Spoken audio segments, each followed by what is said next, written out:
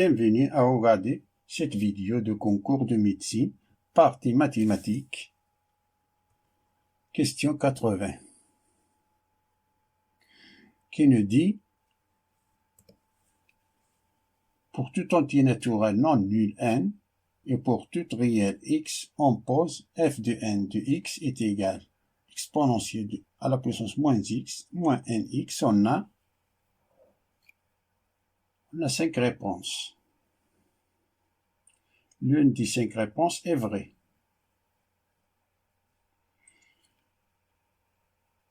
On remarque que dans tous les choix, dans les 5 choix, on a f de n de a de n est égal à 0. Dans l'intervalle 0,1, l'intervalle ouvert 0,1, ou bien dans l'intervalle ouvert moins 1, 0. Il nous parle aussi de l'unicité de la solution. Système unique A1 appartient à A1 tel que f de n de A1 est égal à 0. Pour cela, on va utiliser le théorème de Bolzano. Bolzano nous dit que f est continu sur l'intervalle fermé AB. Si on a f de A fois f de B est inférieur à 0, alors il existe au moins un point C à partir de l'intervalle ouvert A et B tel que f de C est égal à 0.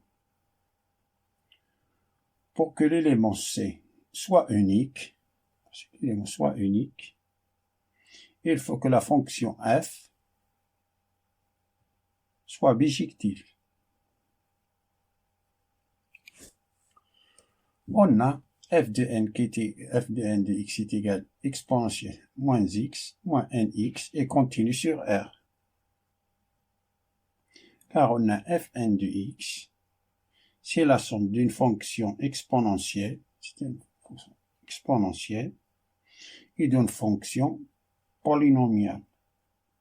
Ces deux fonctions sont continues sur R, en particulier sur les intervalles qui nous intéressent, l'intervalle 0,1 et l'intervalle moins 1, 0.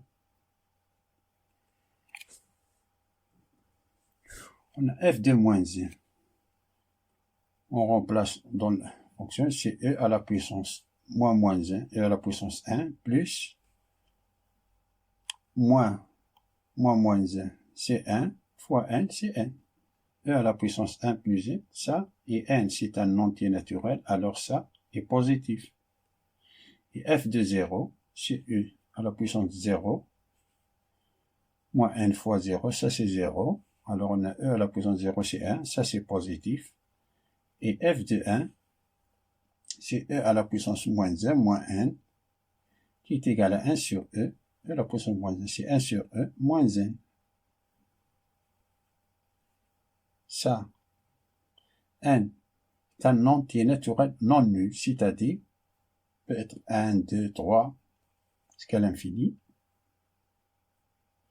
Et ça, 1 sur e est inférieur à 1, car e est égal à 2,71, etc. Alors ça est inférieur à 1, moins n qui est supérieur à 1. Alors ce résultat-là est inférieur à 0.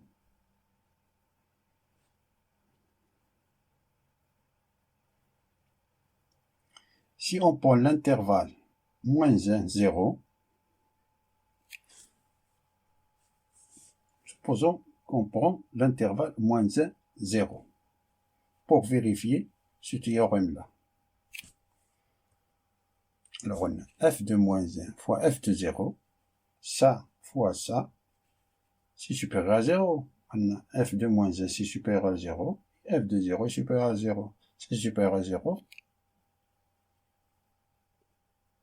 Alors, il ne satisfait pas la deuxième condition du théorème de Bolzano. Alors, les réponses D et E sont exclues.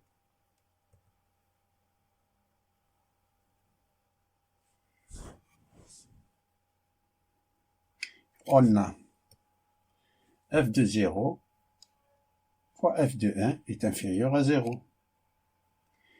Il satisfait la deuxième condition du théorème de Bolzano. Alors, il existe au moins un point AN appartiennant à 0,1 tel que f de AN est égal à 0. Pour voir s'il y a une unique solution, il faut étudier la monotonie de la fonction. On a f de n qui est égal à e à la puissance moins x moins n de x implique, si on dérive, f' de n, sa dérivée est égale moins e de moins x moins n, factorise par moins 1, c'est moins facteur e moins x plus n, ça c'est positif. Positif fois moins 1, c'est négatif. Cela est négatif. Ce qui implique que la fonction f de n est une fonction décroissante. Comme on a la fonction f est continue et strictement décroissante, alors f est bijective. C'est-à-dire qu'à chaque point de l'ensemble de départ correspond un seul point de l'ensemble d'arrivée. D'où il existe un unique point AN appartenant à 0,1 tel que f de AN est égal à 0.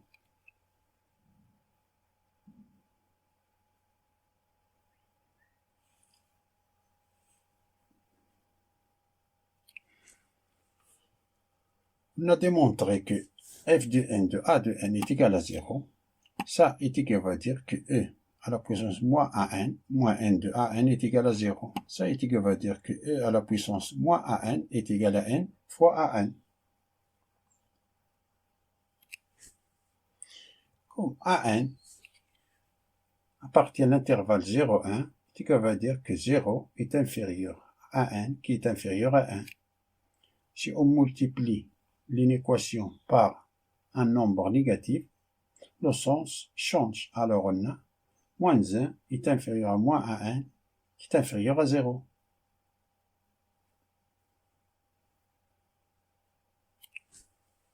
Ça veut dire qu'on a, si on fait entrer l'exponentielle dans l'inéquation, le sens ne change pas, car la fonction exponentielle est croissante.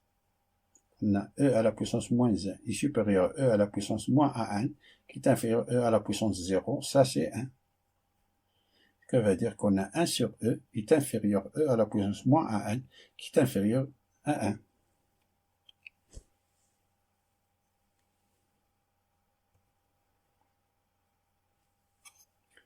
Ça veut dire que 1 sur e est strictement supérieur à 0. Alors on a, comme on a 0 est inférieur à 1 sur e qui est inférieur à e à la puissance moins 1, c'est n à n qui est inférieur à 1 qui est inférieur à e. On peut déduire d'après les trois choix qui nous restent que la bonne réponse c'est A.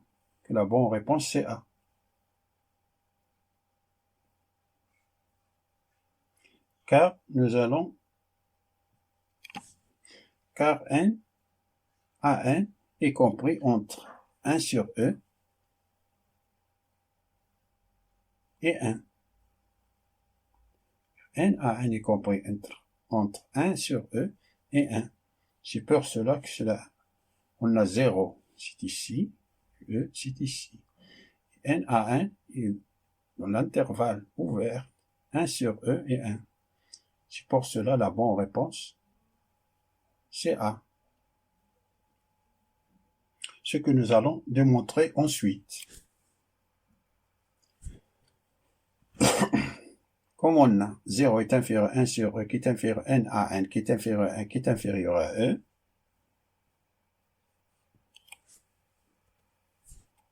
ce qui veut dire qu'on a 0 est inférieur à n qui est inférieur à 1. Si on divise l'inéquation par n c'est un entier naturel non nul, Alors, Hétiga va dire que 0 divisé par n est inférieur à n divisé par n, qui est inférieur à 1 sur n. Ça, Hétiga va dire, ça c'est 0. Et ça c'est an, qui est inférieur à 1 sur n. Si on fait entrer la limite, alors on a la limite en plus l'infini de 0. Ça c'est 0. Et la limite en plus l'infini de an est inférieure à la limite en plus l'infini de 1 sur n. 1 sur n. Ça, c'est 0 encore. C'est-à-dire, on a la limite de an est inférieure à 0, supérieure à 0. C'est-à-dire que la limite en plus l'infini de an est égale à 0. Alors, la limite en plus l'infini de n de an est égale à la limite en plus l'infini de e exponentielle moins an. D'après ça. Qui est égal à l'exponentielle de la limite en plus l'infini de moins an. Et la limite de an, c'est 0. Alors, est égal à l'exponentielle de moins la limite 1 tend vers plus l'infini de an. Ça, c'est 0. Exponentielle de moins 0, c'est-à-dire l'exponentielle de 0, ça est égal à 1. C'est-à-dire, la bonne réponse, c'est A.